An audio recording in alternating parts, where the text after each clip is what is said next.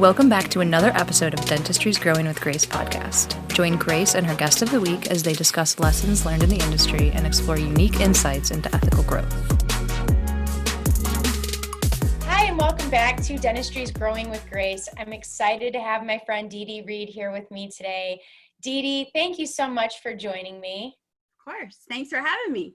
Of course. So tell our audience a little bit about what you do and what brought you to where you're at Amplify Dynamics.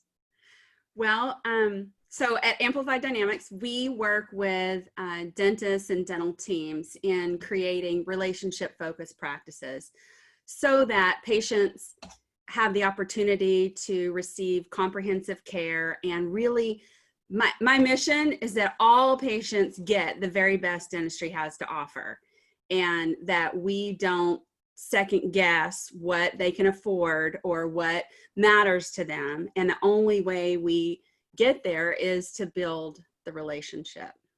In my opinion. I mean, that's how we've done it and done it successfully. So prior to Amplify Dynamics, what kind of led up to that? Sure. So I started in dentistry in 1989 as a dental assistant after school job my senior year in high school, and thought I wanted to go to medical school, and things worked out as they did. I went from being an assistant, learning the business side of dentistry, doing some office management, treatment coordination, thousands of hours of continuing education, and really just caring deeply about making a difference with our patients, and being able to help doctors be able to run a profitable business, a business that doesn't have any lack of resources. So then we can have the best equipment, have the best teams, go to all of the training, so that we ultimately do change lives. And that's really what it is for me, is changing lives, both from a patient standpoint as well as for the doctor and for the team. So I love it. So I'm going to jump in. We have some questions here for you. So why do you feel it's important to get to know the patients on a personal level? So let me tell you a little story. I have a patient, Diane, that years ago we did a smile design. So we did upper 10 over lower 10. Gorgeous result. The problem was she kept coming in with broken veneers, broken crowns.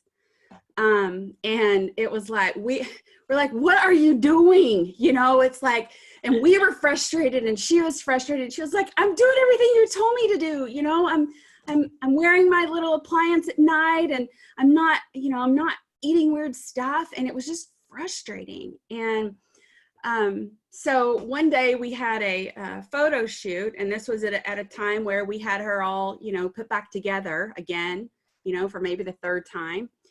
And she comes cruising in this outfit, with a riding crop and her little knickers and this whole equestrian outfit. And I'm like, what is this? And she's like, don't you know, I'm a competitive horse jumper and I compete every weekend and da-da-da. And I'm like, how come we didn't know this before? And so that's when the light bulb went off for me. It was like, I said, Diane, are you wearing any kind of protective device in your mouth when you do your jumping? And she's like, no, I didn't know I needed to. And I was like, oh my God, had we known this prior to all of everything falling apart and breaking, we would have been able to avoid that nightmare to begin with. And so that was at the time in my life when I was like, we're not getting deep enough with our patients.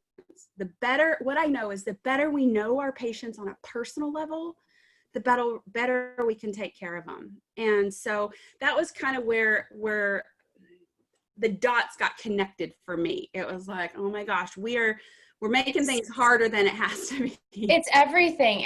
And one of the things that's been kind of top of mind for me lately that I've been reminding my team, and not just because of COVID, but just because of life, things happen in life, that everyone's got their own things that they're working through. And it's incredible when you're really aware of that.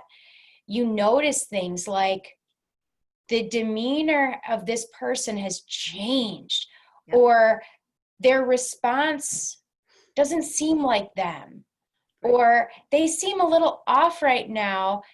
Let's extend some extra grace. Let's understand that they might be going through something. And I would say in the last month, especially, I've seen with clients, like a change in behavior. And then all of a sudden I learned something really challenging that they're going through. And even on more of a, not even on a business level, like why do we need to know our patients? It's also, how can we serve people without serving the whole person, their whole life? Yeah, totally.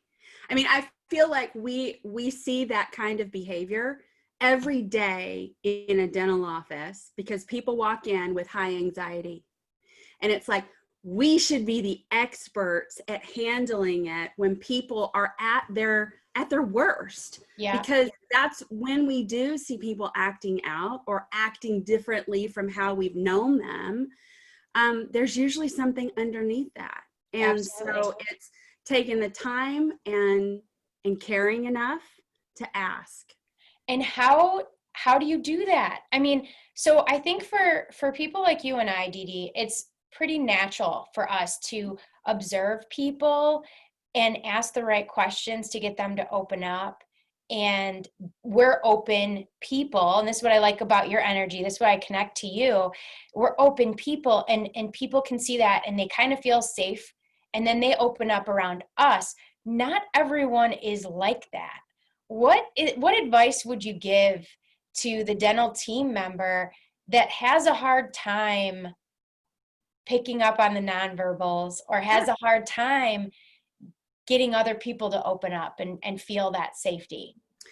So I believe it all goes to being curious and being interested, not being interesting.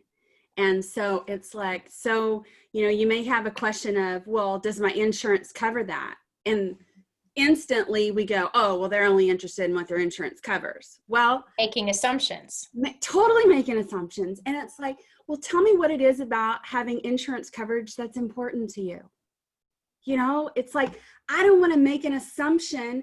And they're like, oh, well, I haven't used my insurance in 5 years. I figure now is the time to finally maximize whatever I have. Cool. We will absolutely do that for you. Thanks for letting me know. And then we move on to what matters to them. I mean, you ask, how do we get into relationship? It's getting curious. You just said the first thing you said there in that question was, tell me. It's not even, you're not even asking a question, really. I mean, and we always teach to ask questions. You're basically, tell me more. Tell me Those more. are powerful 3 words. Tell me more about why that's important to you. Tell me more about your situation. Tell me more of what brought you here. What inspired you to call me today versus last month or last year? Because most of the time when people show up in our office, what's going on in their mouth has been going on for a while. So anyone who's listening, if you're driving, this is a big takeaway. Tell me more. Teach your team those words. Tell me more about this. Tell me more about why you called, why you're here, why the insurance is important to you. Get them to open up. It's only then that we can meet them where they're at and we can really serve them. So tell me, Dee Dee, what are some things that patients actually care about? And I want to say, it's not what the dentists think. Not at all. Not at all. So in my work, I'm on a plane a lot. And so I have challenged myself that whoever I'm sitting with, I want to start a conversation about, tell me about your dentist. Tell me what you love about your dentist, or, tell me about your experience with your dentist. And people actually do that. I do. I want to know. I want to know, because it does my heart good when I hear them bragging about their dentist. Oh, I have the best dentist ever. And I'm like, tell me more. I want to know. And it's interesting, pretty much across the board, people who love their dentist say that the reason they love them, it's not about that there's fabulous crown margins. They don't talk about, the anatomy of my second molars is sexy, like the nerdy stuff we would talk about and like could talk about for hours. Patients never say that. They're telling me, you know what I love? My dentist knows me. He knows my family. She knows my kids. They know what soccer team my kids are playing on. They know that I'm a big reader and they want to know who are you reading in book club this month? And, or that I go to kickboxing class and, how's that going? And they truly know me. Well, if we don't get to know them, if it is all business as usual, and we're only talking about procedures, we've missed the boat, because 100%. People turn into our raving fans. In any business, especially a service-based business, in any service business, it is so important that the people we serve understand that we care, that we truly care about them first, before making money, before being profitable, before even anything, that we care about them as people. Yeah. We can't do that if we don't take time to talk to them and listen. I should say listen. Yes. Well, and it gets hard. It's gotten harder in the last few months with COVID, I believe, because now we have this barrier, these multiple layers of barriers between ourselves, and our patients. So now we aren't able to read as many facial expressions. They aren't able to see anything but our eyeballs. And how much do you lose here? How much of my facial expression do you lose? Especially if I have Botox. Yeah, like all of it. Like, whether your eyes get wide or not, that's kind of the only signal, Luckily, the Botox is worn off a bit right now, so I can smile with my eyes. But when COVID first hit, I'm telling you, it wasn't good. You couldn't tell what I was thinking, and that's not good. It is more challenging right now. Mm-hmm. It's also more challenging. It's a lot more challenging to slow down and have those conversations because we have less time. That's the number one objection that I hear from doctors and teams every day. And my response is, you don't not have time. Because if we are truly caring about our patients, I used to work for a dentist who would, at the end of our initial consult, he would say, now that I know who you are and what's most important to you, now I can take all of this data that we've gathered, a CBCT and photos and a T-scan and measurements and all of that, and I can actually put together an approach that would match your values. And it's like the light bulb goes on for patients. It's like, no one's ever taken the time with me. No one's ever listened. And a lot of times, I had a conversation with a doctor 2 days ago, and she called and she said, I was talking to this other dentist, and they were like, I'm not having anybody say yes to my airway treatment. And they were kind of freaking out about it. And my client said, well, Dee Dee and Mark taught me this a long time ago. It is not about the nerdy dentistry. Stop talking about the dentistry. Have someone on your team be able to sit down and listen to the patient, listen to their stories, listen to their dental history, their medical history, what's worked, what hasn't worked, and talk about chickens or talk about soccer or talk about what's going on in their life. I mean, it's hilarious that chickens was one of the subject that was going on. Totally. And it's interesting to them. And so if we don't get interested in what is important to them, they are never, it's like an instant trust builder when we're asking about their life. And then because they don't care and what dentistry we do. Yeah. It's like how are they going to benefit in their life when they're not in our four walls, which shouldn't, they shouldn't be in our four walls every day like we are. You're speaking my language right now so much, especially when you're talking about benefits. Whenever we're crafting marketing messages, it's really hard to get not always, but sometimes it's a challenge to get to the dentist to realize it's not about you. It's about how you're going to help your patients, and how are we going to take what you do and what you've committed your life to, you've become life's work. Yeah. Yes, your life's work to becoming excellent at this thing. They don't necessarily care what school you went to, what certifications you have. The only thing that they want to know is, how are you going to help me? And can I trust you? Yeah. Do you have my best interest at heart? Absolutely. Or is it all about, because I would hear this from new patients all the time. I left my previous dentist because they wanted to do that Invisalign thing to me, or that they wanted to do something to me. And it's like, whoa, they missed the boat. It's like we ended up doing Invisalign to them later because we got to the heart of what's going on. It sounds so bad. It sounds so right? bad. It sounds like we're so violating them. Yeah. But it's like we never got to what was important to them. Well, this particular patient, what's important to her is to have as healthy a mouth as possible. She got up at 5 a.m. to work out every day, which I would never do. Like, no, thank you. But she was like this fit woman, and she wanted everything about her body to be that way. Well, she had a lot of lower anterior crowding, and she had a tongue tie. And so it was like, okay, let's address it from a health standpoint. If health is that important to you, then how do we take what you value and show an opportunity in how they can meet that. And so it was our job is to connect the dots. Yes. From their medical or their dental history to their future health, what's possible. So what are some objections that you hear in building relationships with the patients? No time. This gets in the way of all the other tasks that I need to do. I'm an introvert.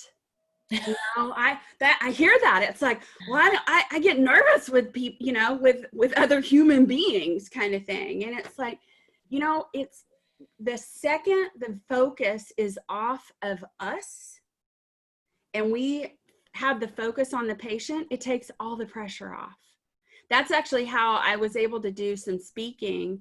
I was all worried about, what I look like and how my hair was and, am I saying everything the perfect right way? And it's like, that's not what it's about. I'm here to serve.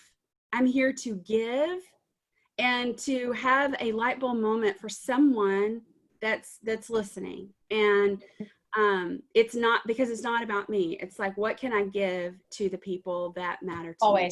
Always. And how do I make a friend? If we don't know how to make friends, I mean, that was like the coolest part about being a treatment coordinator for me. It's like, oh, I get to meet 4 new friends today. Spoken like a true extrovert. Spoken like a true extrovert right there. Well, it's funny that people think that. I'm actually an introvert disguised as an extrovert. Functioning as an extrovert? Because people do scare me too.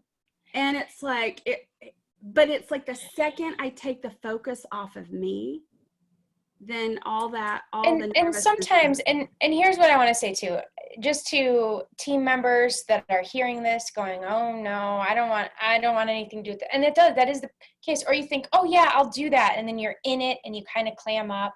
Mm-hmm. I just want to tell you, it's okay to do things that you don't feel like doing. Yeah. It's okay to do things that make you uncomfortable. Right. And that's the way you grow. That's how you grow. And to the doctors out there who are worried about upsetting your team by pushing them to step outside of their comfort zone, consider bringing Dee Dee in. She has no problem doing this for you, and I'm showing you how to do it in a way that's not forceful or aggressive. But again, it goes back to when your team knows that you're pushing them because you care deeply about them and you want to see them grow and it's for their benefit, it's going to be received differently. It's all about starting with the right intentions and communicating that properly. And it's exciting that you get to bring that. I love it. I love it because I when I go to practices, I hear all the time, well, not in my town. My patients won't pay $50,000 for treatment plan. Never going to happen in my little town, yada, yada, yada. Not with my patients. I'm like, really? Said, so when I come, I want you to schedule me a day of new patients and I'm going to show you. Mm-hmm. And so we videotape me with the patients and I walk through our system and process. And in 2 days in a practice, I closed $110,000 worth of treatment. Mm-hmm. I think that was worth hiring a coach and having someone be able to show your team, show you what's possible. And it doesn't have to be about, a full mouth case. It's like, it's not about, what people don't understand is sales is not about the money. Sales is about matching your services and solutions with someone else's needs. Mm-hmm. And that's it. You have to go in and assess what they need and what they want, and then match it and have their best interest in mind. It's that simple. But when people hear the word sales, they're like, oh, whoa, we don't sell. We're doctors. We prescribe. We educate them into treatment. Yes, we tell you what you need and you get it because we told you that you need it. We're going to do Invisalign on you. Well, and that's it. That used to be the way dentistry was. It used to have that authoritarian relationship. We don't have that today. Our world has changed. Because people have gotten smarter. It's not even like that in medicine either anymore. I mean, it's a co-discovery process. It should be. And from a patient's perspective, there's not a lot of trust right now in the world in general. There's not a lot of trust in the media, in politics. I'm not all our COVID and all of our, everything. There's just a lack of trust, which is what is causing such incredible conflict. Anxiety and stress. Yeah. Yes. And so you can't go into this and expect people to treat you like you're trustworthy because you earned your degree. Trust is earned. Mm-hmm. And it's every experience, it's every interaction, it's every conversation, it's every follow-up, it's keeping our word, doing what we say we're going to do when we say we're going to do it, because ultimately that's all we have, and then creating great agreements with patients so that they're clear, that there's no surprises, because the last thing people want is a surprise at the dentist, because it's either more expensive, it's more extensive, more intrusive, when we have surprises come up. So when you go into a practice, I'd imagine there's some level of collecting data and trying to get an idea of where we're at and where we want to be. What do you do with that data? So yes, we gather a lot of data. We have them fill out a lot of forms. We do digital photography. That is the one thing that I could never do without, because we have patients face their reality. We have that's what we call their reality moment. And I want to put those photos on the big screen, and I want to see those photos through their eyes. I want them to see what we see, because most people, 83% of the population, are visual learners. If we are not using photography, we've lost. How do you handle it when someone says, I don't want to see? I don't want to what? I don't want to see. then that's funny. I have, oh, gross. I don't want to look at that. And I'll take the TV screen and I'll say, it's fine. You don't have to look at it. It's my job to look through these. And then it's like, well, eventually they're like, well, okay. You know, I do want to see them. Sometimes I will leave them in the operatory by themselves to view their photos for the first time, just them. And I give them the mouse, they have control. And I'm like, let me go let our doctor know that we're ready whenever he gets a break, can come in, whenever she has a chance to come in and meet you. And then when I come back, I want to take some notes about the things that you see in the photos so that we can see it through your eyes. I want my doctor to be able to have your perspective. And then if you've got other questions, you see something, oh, what's that? Or, you know, I'm curious about this, you know, I'm happy to review that with you. This is something I just want to tell all of our listeners and viewers, this is something that you shouldn't really implement without professional training. And the reason being is you could have one employee who has good intentions, but doesn't know how to communicate in a way that doesn't make the patient feel judged. Yes. And it's a fragile conversation. So you actually need your team to practice these conversations, and you need them to see how these conversations should go. And my biggest advice for, you know, if you're making a change like this, is make sure your team is paying attention to the patient's nonverbals, their facial expressions, their sound effects. That's going to allow you to go back to what Dee Dee said earlier, is tell me more about what you're feeling. Tell me more about. Like if I can hear, it's crazy. I can hear the patient's facial expressions, even if I'm sitting behind the patient, they're talking with a doctor and there's a pause and I'm like, roll my chair back and I put my hand on the patient's shoulder and I'm like, tell me what you're thinking right now. Tell me what's going on. After what she just said about your photos or your x-rays, what's going on in your mind right now? I can hear the wheels turning from a nonverbal standpoint. It's hard to do. It is, but it's also a practice thing. It is not something I learned overnight. I've read a lot of books. I have a book that I love that says, that's called What Every Body is Saying. And it was written by an FBI investigator. And I love reading body language. I love micro expressions and I love observing other people. Well, when we know that communication, that 7% is what words that actually come out of our mouth is what we're communicating. 93% is everything else. And so if we don't like hone our skills in this area, and it's easy, like you see a facial expression, they, you know, or they look away or their breathing changes. It's like, tell me what's going on with you right now. Tell me what you're thinking. And that's the easiest way to open up that conversation. And I also share that, you know, we can talk about anything in here. This is a non-judgment zone. We are honored that you are here. The past is over. There's nothing I can do about the past because they will show up embarrassed, defensive, and it's our job to go, you know what? I get it. And I'm honored that you're here, and my job is to take care of you.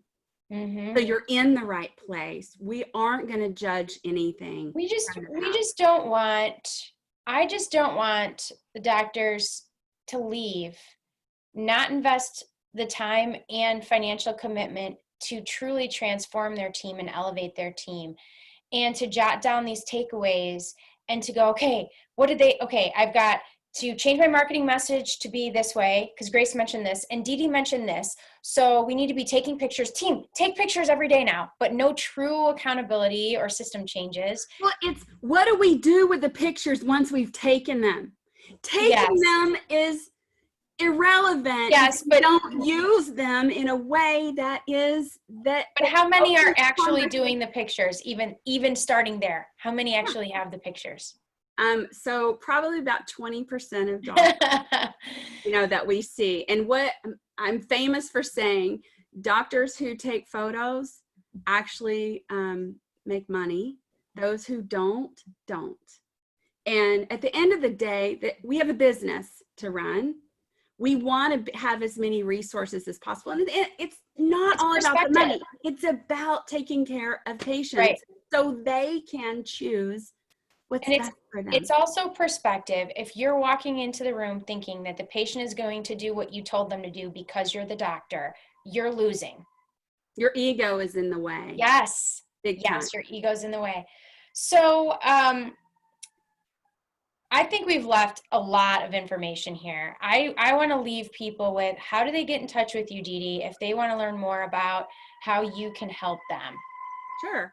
AmplifiedDynamics.com is our website. You can email me, Dee Dee at AmplifiedDynamics.com. It's DEEDEE. And, you know, I'm here to serve. I'm on Facebook like crazy. You can Facebook message me. I'm not as much on Instagram, but I do get the notifications when I do something. But yeah, I mean, I want to make a difference. Our mission at Amplified Dynamics is to change the next generation of patients for the better, so that they don't suffer a lot of the oral systemic health issues that my generation has grown up dealing with. So awesome. Thank you so much, Dee Dee, for being here. And for all of our listeners and viewers, please join us in our Facebook group. We're changing our name from Dental Marketing with Grace to Dentistry's Growing with Grace, because we talk about a lot more than marketing. And definitely follow our podcast for more great information. And I hope you all have a wonderful day. Thank you. Thank you.